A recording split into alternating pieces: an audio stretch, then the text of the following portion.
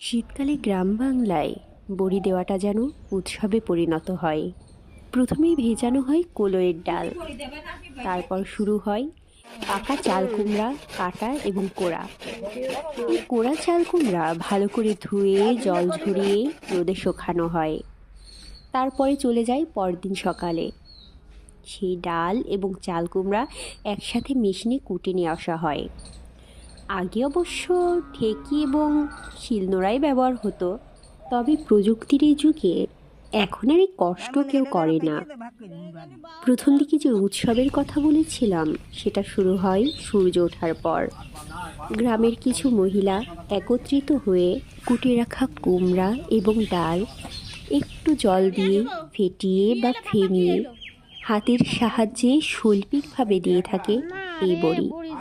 তারপর রোদে কড়া করে শুকিয়ে নিলেই তৈরি হয়ে যায় ডালের বড়ি।